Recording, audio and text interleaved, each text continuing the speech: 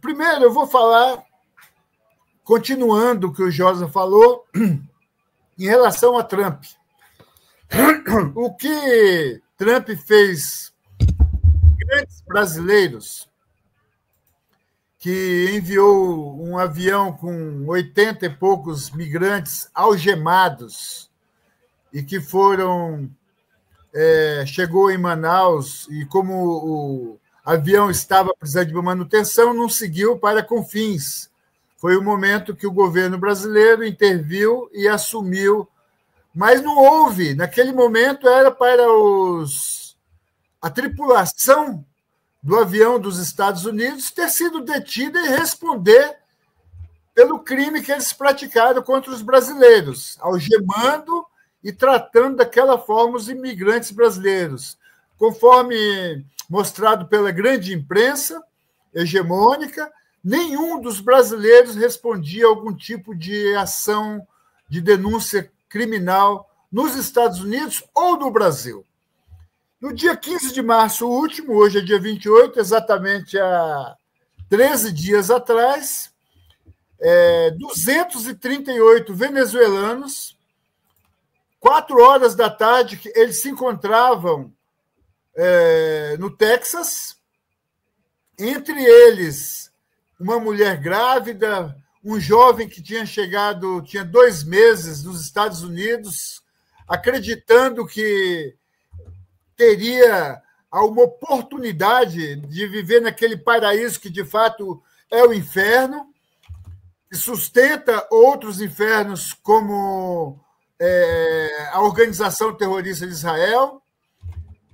E Trump resgatou uma lei de 1798, uma lei para tempos de guerra, que foi usada somente 3 vezes. No início do século XIX, 1830, mais ou menos, antes, quando houve um conflito, uma guerra com a Inglaterra, e depois, durante a Primeira e após a Segunda Guerra Mundial. E agora Trump resgata essa lei, de 1798, colocou 238 venezuelanos algemados nas mãos e nos pés, dentro de 3 aviões, e eles, os venezuelanos, foram acusados de pertencerem ao Trem de Aragua, uma organização que já foi debelada na Venezuela tem mais de 10 anos. Era um grupo de traficantes e que fazia o tráfico internacional e que o governo venezuelano, há mais de 10 anos, já conseguiu debelar. Os seus dirigentes estão presos e a organização não existe mais. Os Estados Unidos, o caso dessa senhora grávida, por exemplo, ela ia dirigindo e pararam o carro, pedindo a carteira de motorista, ela estava sem. Nisso, o policial viu que ela era tatuada. Aí mandou ela descer e levar ela presa. Ou seja, apenas estar tatuado fez com que eles recolhessem esses venezuelanos que não respondiam a crimes, alguns poderiam ter alguns delitos. E, ao chegarem em El Salvador, a ordem que Trump baixou foi 4 horas da tarde.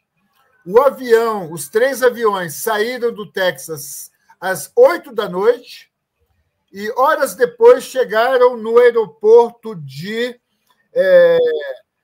lá em El Salvador, 22 ônibus, todos algemados, mãos e pés uns aos outros, foram para o centro de detenção, colocaram eles de joelhos, rasparam o cabelo de todos, homens e mulheres, colocaram eles nus, fizeram vestir roupa de prisioneiros e foram levados para um centro de prisão de terroristas. E cada cela que não tem cama, não tem nenhum tipo de aquecimento, não tem absolutamente nada. Ficam em cada cela 80 presos. E estão lá. Um juiz nos Estados Unidos, ele, 4 horas da tarde, quando o Trump baixou, resgatou a lei. Um juiz, ao longo até as 8 da noite, determinou um juiz da Suprema Corte dos Estados Unidos. O avião decolou às 8 e o juiz, cerca de 8h30, 9 horas da noite, determinou que o avião retornasse, porque não tinha legalidade, era um ato arbitrário o que Trump estava fazendo. O Trump simplesmente disse, não tem como o avião voltar, e ele já foi embora e eu não vou mandar voltar. O avião estava a cerca de 1/3 da viagem para chegar em El Salvador. Era simplesmente a torre de comando avisar e o avião retornaria. Isso Trump não respeitou a ordem deste juiz da Suprema Corte dos Estados Unidos. Me disseram que o Trump antecipou a viagem, inclusive. Ele antecipou a viagem justamente porque teria ordem. Não dá tempo. Para não dar, porque se estivesse em terra, o avião não decolaria. Então, o que a gente observa? Como está sendo feito em outras partes do mundo. Se Trump faz isso com os venezuelanos, fez com os brasileiros, inclusive também está mandando imigrantes para aquela área ocupada ilegalmente em Cuba, que é Guantánamo, aquela outra prisão, aquele outro centro de terror, o que não se pretende fazer? Ou seja, ele não é apenas um bonachão, ele é um nazi-fascista que tem o objetivo de roubar os povos, de amedrontar, de provocar guerra, como está fazendo em Gaza. Então, é uma ação completamente como uma própria juíza, uma outra juíza dos Estados Unidos, disse que nem os nazistas, durante o período da Segunda Guerra Mundial, chegaram a fazer isso que Trump realizou.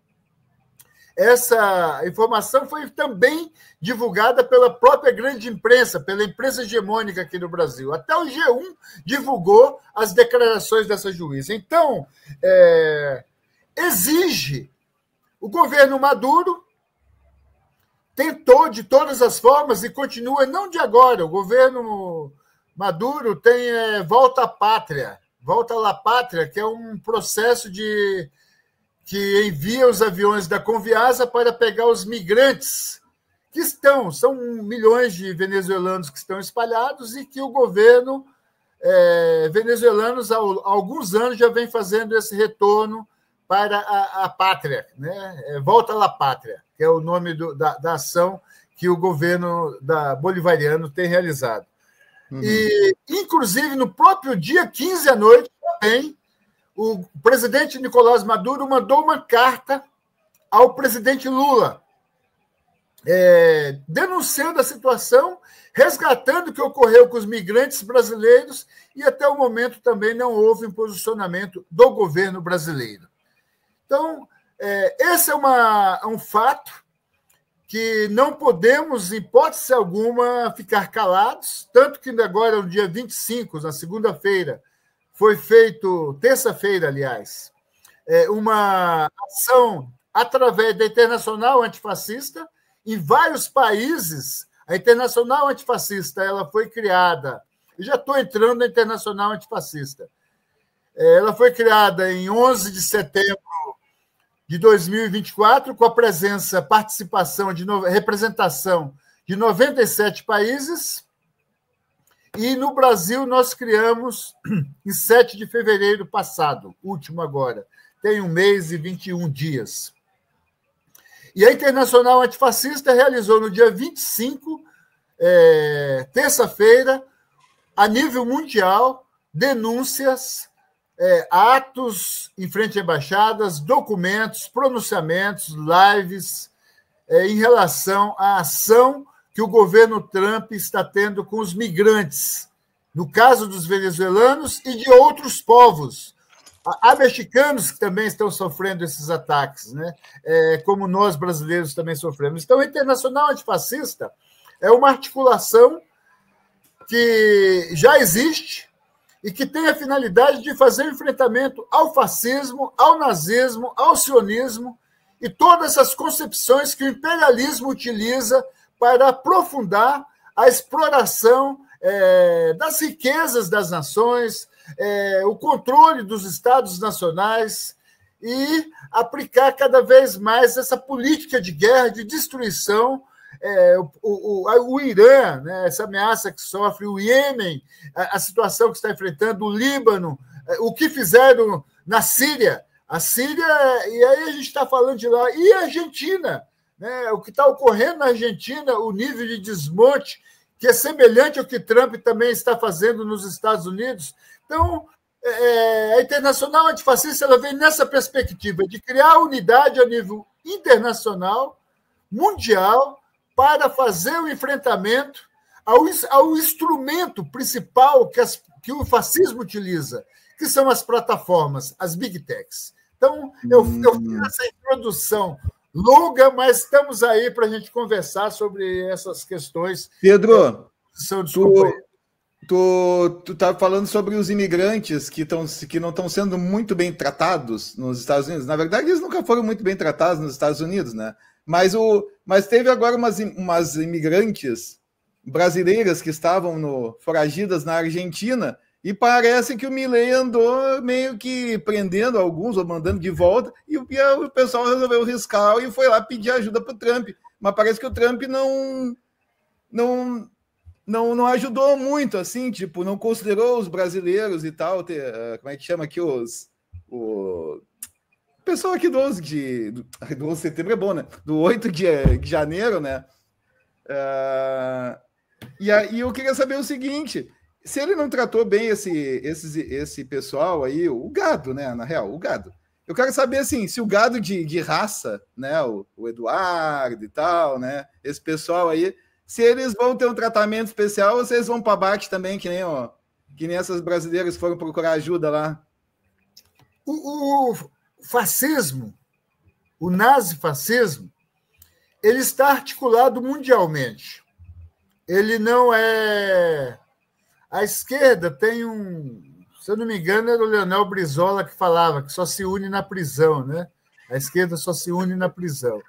A direita, a extrema-direita, ela tem suas contradições, ela tem as suas diferenças, mas o nazifascismo, o sionismo, eles estão articulados mundialmente. Eles não têm escrúpulos, né? Eles não têm escrúpulos, então eles não têm por que brigar, né? Há um partido na Espanha, o Vox, que tem uma articulação muito grande junto com o Trump, com o Bannon, com o Eduardo Bolsonaro, com o Bukele, com o Milei, com essa família miliciana fascista brasileira. Então, estes brasileiros que integram esta articulação, esta organização nazifascista a nível mundial, eles terão um tratamento diferenciado nos Estados Unidos. Agora, o migrante que foi para lá para trabalhar naqueles serviços que os estadunidenses não querem fazer, limpar banheiro e fazer outros serviços manuais e que com baixos salários, explorados, estes todos vão ser, não só os brasileiros. Existem em torno de 350 mil migrantes nos Estados Unidos, hoje, de vários países, que estão na lista para serem deportados. São 354 mil migrantes. Pois é, Pedro. Mas esses deportados, que foram deportados, que vieram acorrentados e tal para o Brasil, que o Trump fez toda esse Hollywood aí em cima, né? Esse pessoal já estava julgado, eles já estavam por vir para o Brasil, eles já foram julgados na época do Biden, né? E, inclusive, os números pelo menos até aquele momento, os números do Biden, ainda de mandar de volta os imigrantes, era maior do que o do Trump. A impressão que eu tenho é que o Trump ele faz muito... ele quer parecer que ele é mal com os imigrantes, mas tem problema. Se ele mandar os imigrantes tudo embora, não vai aumentar o preço da mão de obra, porque tem muito serviço de tipo varredor de rua, por exemplo, é tudo latino-americano, né? Mas veja só, democrata ou republicano, todos são inimigos dos povos. Sim. Quem destruiu a Líbia? Quem invadiu o Iraque? Né? Quem organizou o golpe aqui na Bolívia em 2019? O Vietnã também foi o Kennedy. O Kennedy, que inclusive tem um filme que quem não assistiu, eu sugiro que veja, Trilha Sonora para um Golpe de Estado, que está circulando, está passando, mostra a ação de Kennedy na África para assassinar Patrice Lumumba, e que utilizou Louis Armstrong, que não sabia que estava servindo a uma ação criminosa organizada pela CIA para o assassinato de Patrice Lumumba. Então, democrata ou republicano, eles usam e exploram e alimentam a morte, a exploração, a destruição das soberanias, o saque das riquezas, porque os Estados Unidos vive uma crise profunda. Os Estados Unidos vive a sua decadência absoluta. E Trump, neste momento, com esta postura de querer, por exemplo, transformar Gaza numa Riviera, como ele falou, chegaram a fazer um vídeo com inteligência artificial onde ele e Netanyahu estavam tomando bebidas numa cadeira espreguiçadeira na praia em Gaza. Ou seja, eles são tão sádicos que é a cara desse império em decadência. E mais ainda, o grupo que governa hoje os republicanos, os que estão à frente dos Estados Unidos, eles não têm outra preocupação a não ser acumularem mais riquezas. É o acordo, por exemplo, com a Rússia para tentar acabar com a resistência, com o avanço e com a libertação que a Rússia está fazendo da Ucrânia. Então, é justamente isso, ou seja, é um império em decadência que os republicanos ou democratas utilizarão de todas as armas, de todas as ações criminosas. E aí vem a questão, que a Internacional Antifascista compreende que as plataformas, através dos algoritmos, as big techs, cumprem esse papel de manipular as massas, de dividir a esquerda. Eu tenho lido, por exemplo, algo interessante em grupos de esquerda, Palestina, grupo de solidariedade ao povo palestino aqui no Brasil, que falam que o governo islâmico do Irã já matou mais de 200 mulheres porque não usam lenço. Um nível de mentira que é propagado pelas plataformas e que setores... A questão da Venezuela. Não só o Lula, presidente brasileiro, mas outros também do campo nosso, até hoje ainda ficam perguntando cadê as atas na eleição da Venezuela. É o nível de manipulação das informações e dos fatos tão profundo, e nós aqui no Brasil, por exemplo, agora dia 1º de abril, fará 61 anos do golpe de 64. Eu tenho observado que está tendo muitas ações, festa em bar, show em casa de show, algumas manifestações, 2, 3 da mesma rua, ou seja, não há uma compreensão que o grupo que foi julgado pelo STF e sem ilusão de que a estrutura jurídica do Estado serve ao grande capital e à burguesia, são os herdeiros de 64. Os herdeiros de 64, eles continuam vivos. A ABIN continua ainda com as velhas raposas, a ratazana, como eles mesmos se autodenominam, ou melhor, rataria, dentro da ABIN.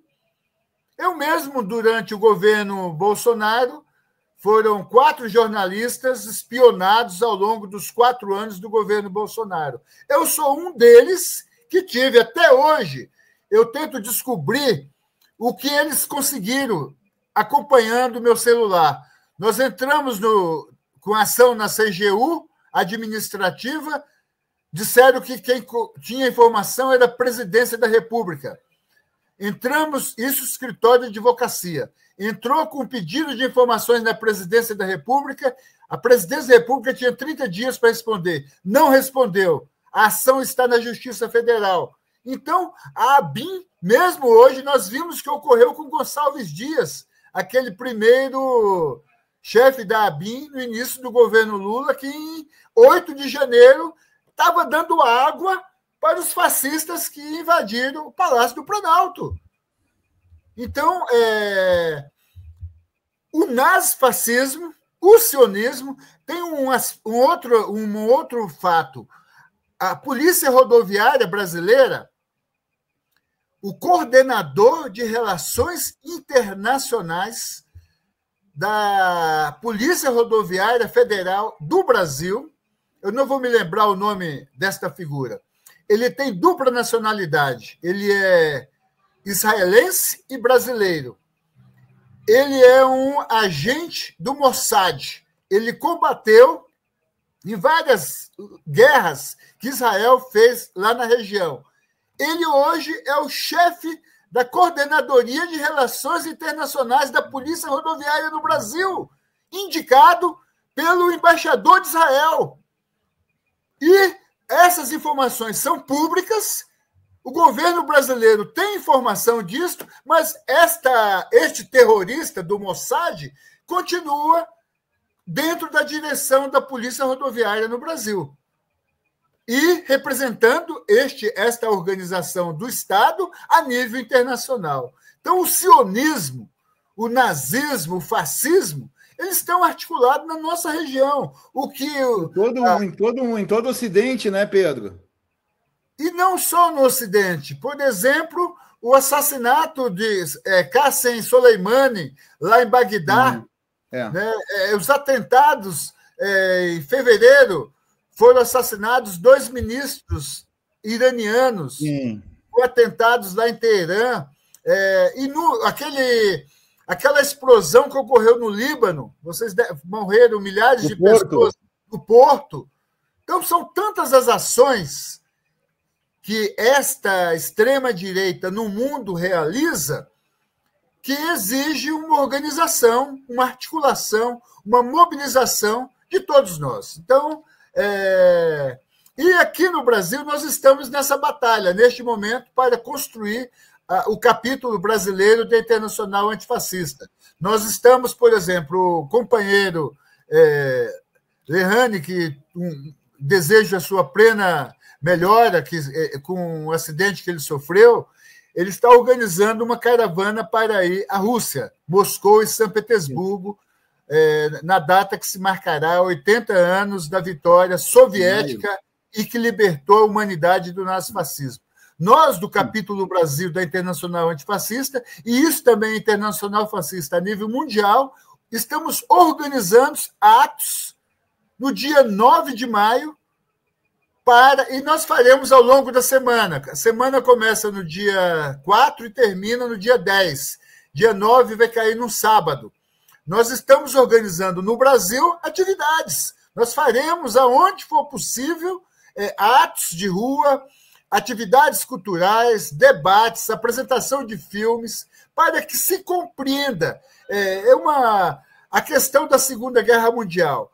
Até 1941, quando Stalingrado derrotou e avançou libertando a Polônia e chegou em 1945 e libertou a Alemanha, os Estados Unidos, Inglaterra, os chamados aliados, ainda não estavam na guerra. Tem inclusive um amigo meu, Eles foram lá para pegar os nazistas para a NASA, para levar para a ONU, para outros lugares. Deram guarita para eles, inclusive depois do 45. Nazistas, eles foram lá para salvar o couro dos nazistas. Os Estados Unidos, a Inglaterra, tinha uma relação muito próxima com Hitler. Eles somente entraram na guerra depois que a União Soviética, em 1941, derrotou em Stalingrado e avançou até libertar em 1945 a humanidade. Então, é preciso que a humanidade compreenda que esses perversos, desumanos, criminosos, terroristas, eles estão por aí, no Brasil, estão na Venezuela, aquela Maria Corina e tantos outros, estão na Colômbia, o Duque, a Dina Boluarte no Peru, Milei na Argentina, Bukele em El Salvador, e assim estão espalhados, né? O que fazem contra Cuba, os crimes, inclusive Trump, depois de sua posse, aprofundou o bloqueio contra Cuba. Cuba está no nível de... o que chama a atenção é a postura, por exemplo, que merece aplausos, de Cláudia Sheinbaum, a presidente do México. Ela não só permanece mandando o México, né, apoio para Cuba, tendo relação com Venezuela, se posicionando claramente em relação ao terrorismo sionista na Palestina. O exemplo dela deveria servir para muitos presidentes. E ela é um exemplo, é uma mulher, né? Uma mulher corajosa, combativa, que está tendo uma postura que merece aplauso. Uma coisa, como é que a imprensa lá no México? Como é que a imprensa lá no México reage a isso? Porque aqui quando o Lula falou porque quando o Lula disse que estava tendo um genocídio na Palestina, foi um pavor, né? Até dentro do PT teve gente dizendo: ai, que absurdo! Né, o Hélio Doyle foi demitido da presidência da EBC porque compartilhou um card do Latuf denunciando o genocídio.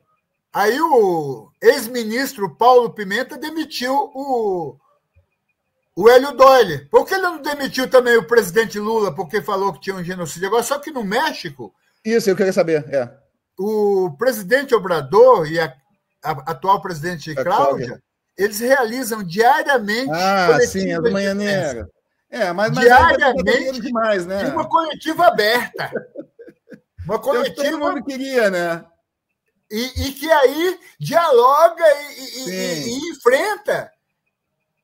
Ou seja, é preciso ter essa coragem de enfrentar e dar porrada no inimigo. Porque a grande imprensa é meio que tentar ficar fora tentar não ficar no holofote, entendeu? Tentar fugir do holofote.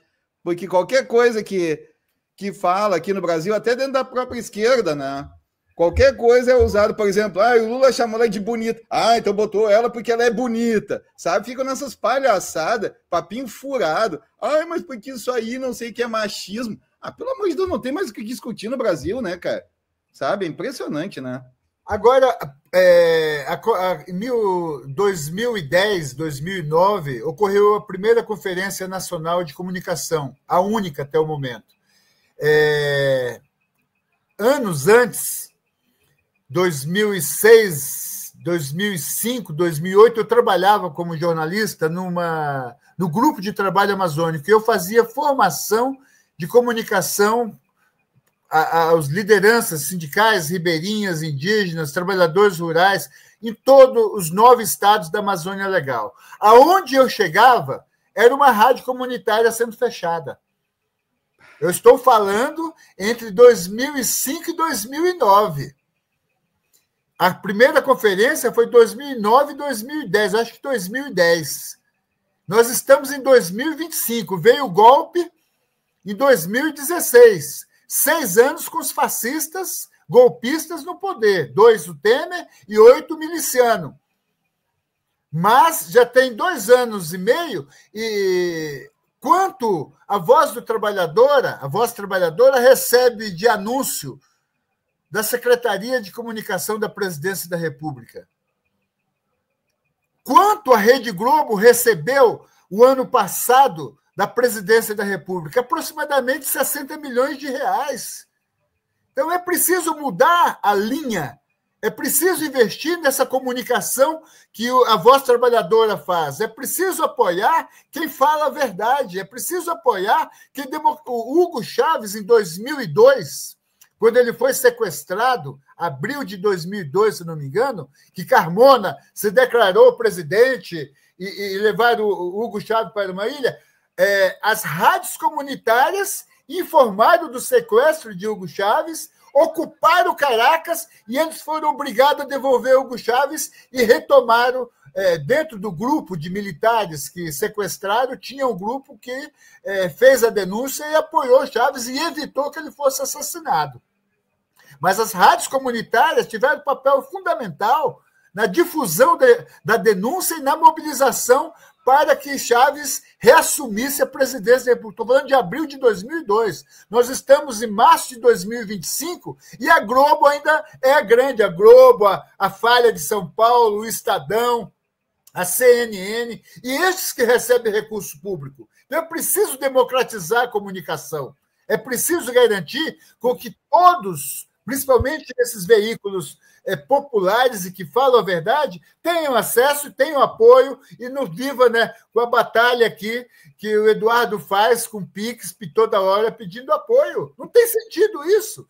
Mas, companheiros... Mas deixa que só te dizer uma coisa, Pedro. Assim, para a gente, até por um lado, é bom não receber dinheiro, porque a gente não fica com aquele negócio, vocês estão falando isso aí porque vocês estão recebendo dinheiro do Lula, sabe? Então a gente fica mais tranquilo. Mas sabe o que é brabo, cara? É que a gente faz esse dá para chamar um serviço, né, que a gente faz aqui, e aí o pessoal nos critica. Mas vocês ficam aí na internet, em vez de sair para a rua, em vez de ir para a porta de fábrica, em vez de ir para a vila, em vez de não sei o quê. Claro, tudo bem, seria o melhor, mas só que é o seguinte, cara, daí dizer assim pra gente, vocês ficam usando as armas da direita, porque esse negócio de internet isso é coisa da direita, que gosta de ficar no YouTube, bababá, no Instagram, bababá. Só que é o seguinte, o Hitler não usou a propaganda na época do nazismo, não foi o Hitler que fez um monte, inclusive até nas faculdades, os caras inclusive estudam a propaganda de Hitler, né, cara? E aí, então a gente não vai mais poder fazer propaganda da esquerda porque Hitler usou. Aí se um dia o Hitler usou uma AK-47, não podemos mais pegar metralhadora. Se um dia a direita... Pô, que palhaçada é essa que a gente não pode usar as armas porque a direita usou? Comunista não pode usar iPhone, né? Exato. Comunista não pode usar iPhone. Cara, dentro da esquerda tem essas coisas assim. Meu Deus, cara, sabe? É brabo, a gente sofre essa patrulha ideológica aqui dentro, os caras, em vez de ajudar, os caras, em vez de eles ir para a rua e lá na vila, eles ficam aqui na internet, aqui nos xingando, dizendo que a gente tem que sair do tubo e ir lá para a porta da fábrica, né, cara? Geralmente quem fala isso, ele mesmo não vai, né? Geralmente a pessoa que fala isso, ela mesmo não vai. Não, sobre o negócio de patrocínio, assim, o pior problema não é o Lula, o governo Lula não patrocinar a Voz Trabalhadora. O pior problema que eu vejo é quando o anúncio do governo vai até para a Jovem Pan, né? Aí é de cair a cara no chão, né? Tem que bater a cabeça na parede. Público, né? Aqui, na verdade, eles não precisam fazer propaganda, né? E aí que já faz, de uma certa forma, tem que ajuda o governo, né? Mas a autonomia, a independência e a democracia da comunicação no Brasil é necessária. Porque Sim. Nós estamos aqui utilizando as plataformas, devemos e precisamos cada vez mais fazer este enfrentamento, mas eu vou dar um exemplo aqui. Eu integro a TV Comunitária de Brasília. Nós perdemos recentemente 2 canais do YouTube, perdemos centenas de programas. Retiraram, simplesmente baniram. Conta aí, Eduardo, conta para ele. Então, usamos, mas sabemos que precisamos ter os nossos meios. Por exemplo, o Piauí agora não criou uma inteligência artificial, vamos investir. A própria questão do Uber, por que a gente não... Eu não entendo, não cria uma plataforma nossa e manda essa Uber para aquele lugar? Nós temos a China, a Rússia, eles têm as redes e as plataformas deles. Se eles não tivessem, a realidade seria outra. A gente não sabe se o YouTube, de um dia para o outro, ele pode nos cancelar, acabar com todos os nossos vídeos, acabar com o canal, e não adianta tu reclamar. Depois que ele cancela uma conta, nunca mais, cara. O Facebook está fazendo o mesmo na TV comunitária. Nós temos centenas, milhares de programas. Já começaram a pagar. Mas, companheiros, não sei se a gente continua aí à disposição. Isso. Eduardo, Portinho, Celso. Semana que vem a gente conversa mais. Eu quero Agora, saber da Argentina, eu quero só fechar perguntar aqui. A construção dos atos, alguém aqui escreveu, e é perfeito, ele me lembrou as datas. Os Estados Unidos entram na guerra a partir de dezembro de 41, só desembarca na Europa em junho de 44, abrindo a segunda frente que a União Soviética reivindica a Inglaterra e Estados Unidos desde o começo de 42. Ou seja, o grande objetivo dos Estados Unidos, da Inglaterra, eles... e tem um amigo que é baiano, que publicou, ele fez a tese de mestrado dele, que o tema é muito interessante e dá um excelente debate. Eu já entrevistei ele na TV, sugiro que vocês conversem com ele, depois eu dou o contato. Stalin nos manuais de educação em Correntina, Bahia, e no Porto, Portugal.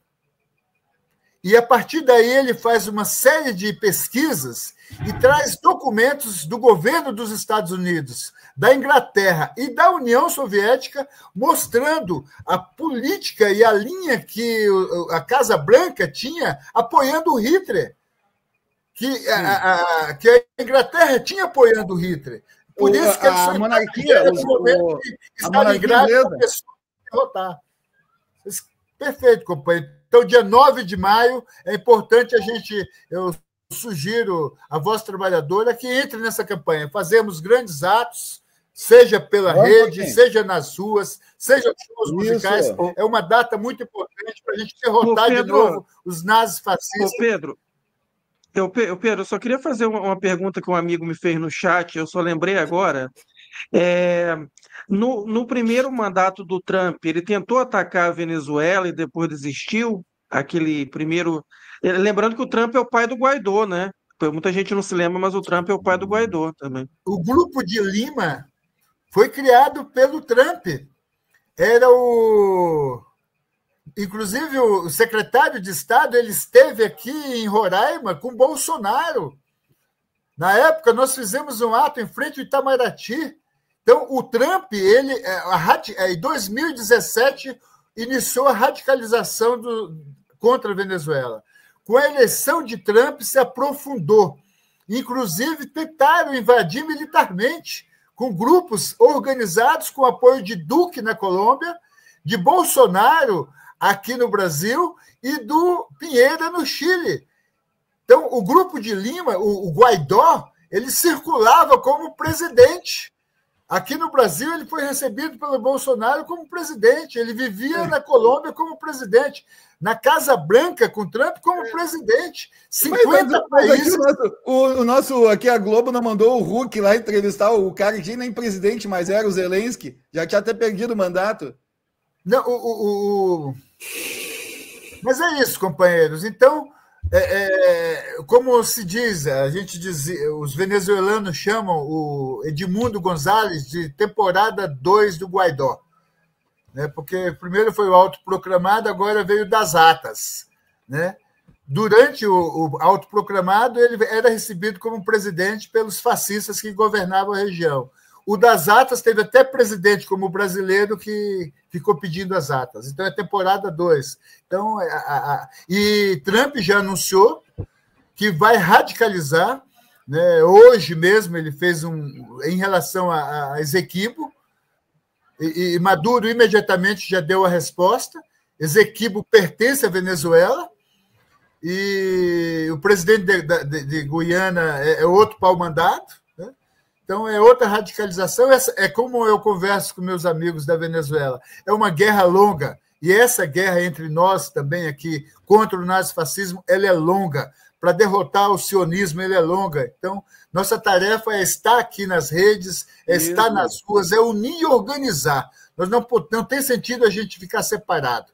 Tem que estar unido e organizado e partir para o enfrentamento. Aqui na UNB, segunda-feira, hoje é sexta, teve um ato público, nós botamos no tapa para correr uns fascistas que foram lá querer fazer provocação. E não tem outro caminho, não tem outro caminho.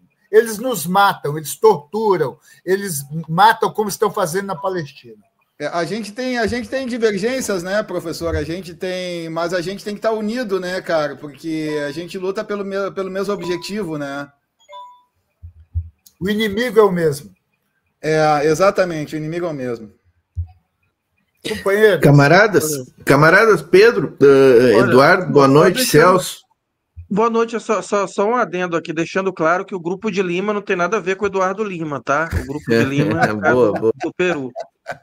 Não, eu entrei. Você não é do Grupo de Lima, né, Eduardo? Não é o chefe do Grupo de Lima, Eduardo.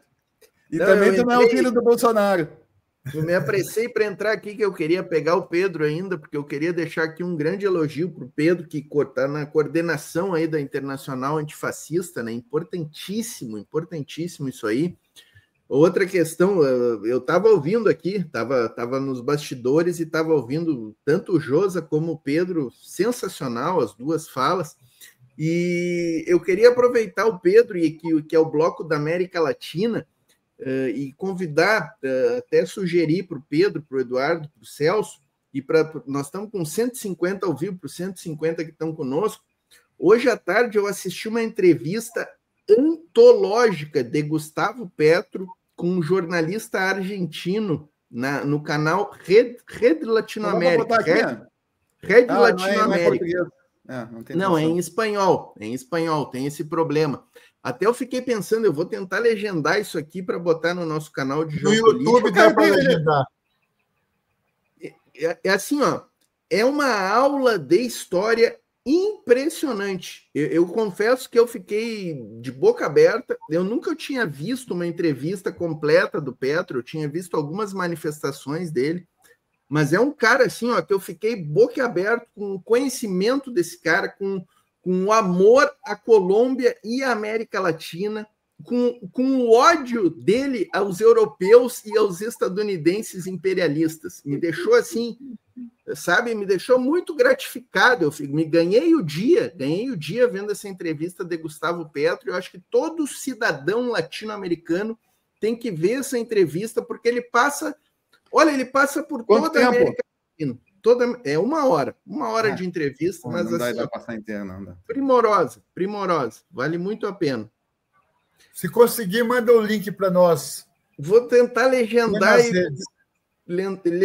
o YouTube legenda automaticamente, né? Teoricamente. Ele legenda. O Nicolás Maduro. O link já está aí. O link está no chat aí, já botei já. Lapizarra, exatamente. É o jornalista. Já gostei do título, olha lá. Milei é um nostálgico de Mussolini. É uma das coisas que ele fala no meio da entrevista, mas maravilhosa. Recomendo aí para o pessoal, quem puder, quem entender espanhol especialmente. Cláudia, do México, Nicolás Maduro, Miguel Dias-Canel, Daniel Ortega, eles têm uma capacidade de fazer uma análise histórica, não apenas pontual, conjuntural, mas ao longo de todo o processo de ocupação do colonizador, as resistências e lutas dos povos para enfrentá-los, as expulsões, por exemplo, Sandino, em 1927, 28, com 30 homens, conseguiu expulsar os marines da Nicarágua. Então, e aí é o que falta para as nossas lideranças, essa compreensão histórica. Eu vou assistir. Portinho, obrigado. Celso, Eduardo, forte abraço. Pedro. Sempre juntos e estamos aí na luta, meus camaradas. Um abraço para vocês, tá bom? A todos aí que estamos. Valeu.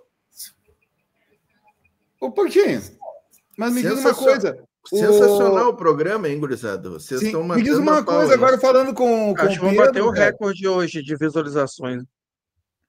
Falando com o Pedro, eu fiquei pensando, porque todo mundo sempre diz assim, o fascismo está crescendo, mas o fascismo está crescendo na América Latina, será porque, tipo assim, há pouco tempo, entrou o Milei, mas, por exemplo, no México melhorou, na Colômbia, temos a Venezuela, né? Cara, assim, ó, eu falei numa entrevista que eu fui com o Balsinha lá na TV Multipolar, estava eu, o Balsinha e um outro camarada.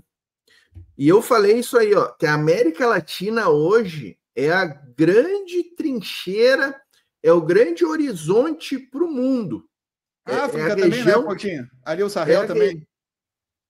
Cara, mas eu acho que a América Latina é até mais do que a África, cara, nesse ponto de uma trincheira de progressista, digamos assim, de uma trincheira mais estável, de emancipação, né? Porque nós estamos numa linha estamos vivendo um momento histórico muito importante aqui na América Latina, e às vezes a gente não se dá conta, porque nós estamos no meio do turbilhão, né? Mas assim, ó, né? Um ex-presidente que tentou um golpe sendo julgado, o presidente Lula, liderança mundial, nós estamos vendo agora, vamos falar sobre isso nesse bloco, lá no Japão e no Vietnã, o presidente Lula sobrando, né? O Petro e a Cláudia Sheinbaum fazendo uma trincheira anti-imperialista sensacional, né? Lá na Nicarágua, claro que a Nicarágua não ganha muita... Pequeno, mas é menor, mas o que os caras fazem na Nicarágua também, em termos de anti-imperialismo, é sensacional, e a gente até devia falar mais sobre isso, né? Provocar aí o Pedro nas... Porque, na verdade, quanto menor o país, mais culhão tem que ter, né, Pouquinho? Porque... Claro. Olha o que é Cuba, né, cara? Nicarágua, quanto tempo, cara? Lembra daquela música do... Minha Garota Foi para Manágua, lá do... Isso aí, quando eu tinha 17 anos, já tinha essas guerras aí, El Salvador, Nicarágua, já estava todo esse problema aí. Exatamente. Então é isso, né? Eu acho que a América Latina é potencialmente mais forte do que essa rebelião africana, porque a rebelião africana ela está ali mais centralizada no Sahel, né? Nós temos muita coisa que está complicado ali, o Congo, por exemplo, né? Com Ruanda ali, uma região, né? A África do Sul tem ali um papel importante, né? Mas a gente tem países, por exemplo, como Angola, que está, na minha visão, mal, meio que caindo para o imperialismo, né? Então tem muitas regiões na África bem complicadas, né? Nigéria. Assim, falando de América Latina, mas que quando foi a virada do milênio, entrou o Barack Obama, né, cara, de presidente dos Estados Unidos, e eu pensei assim, cara, virada de milênio, uma mudança realmente no mundo, tá entrando um negro na presidência dos Estados Unidos, cara. Que o cara ganhou o Prêmio Nobel da Paz e foi o cara que mais matou gente pelo mundo, cara. Sabe? Tipo, que grande merda. E aí o que eu quero chegar ao ponto que é o seguinte, que a nossa esquerda, que seguido fica lá pensando, os democratas são melhores que os republicanos, os democratas são legais, os democratas não sei o quê. Cara, a gente devia olhar mais para a América Latina, né, cara? Porque lá é tudo a mesma coisa, cara. Sabe? Em vez de a gente dar valor aqui para a América Latina, ele fica lá bajulando Biden, cara. Sabe? Às vezes uns caras inútil. Perfeito. Ô, Eduardo, deixa eu aproveitar aqui que eu... Não, rapidinho, só respondendo, Celso, sobre isso. Uma pessoa, vamos dizer assim, que se diz de esquerda e apoia o Partido Democrata, só que é uma pessoa assim que não tem muito conhecimento, eu até entendo que a pessoa que não tem grande conhecimento, tipo assim, segue um grupo ou outro pela internet, assim, por exemplo, a pessoa aqui que aleatoriamente entrou aqui no canal e gostou, isso aí mas o que me deixa triste é ver que pessoa militante, né, que deveria ter um conhecimento maior da história dos Estados Unidos, da história do mundo, o que esse país e que esse Partido Democrata já fez ao redor do mundo e ainda faz, né, a agir como se eles fossem um partido realmente de esquerda, preocupado com a democracia. E inevitavelmente você acaba, o problema disso é que você acaba apoiando atrocidades, né? Porque é isso aí que eles fazem. Vamos apoiar a Gaza porque os grupos de resistência lá são homofóbicos ou porque são porque as mulheres as mulheres tirar o lenço, pegam na cabeça. Uma coisa absurda. Eles podem cortar pessoas de criancinha, de nenê. Fica com esses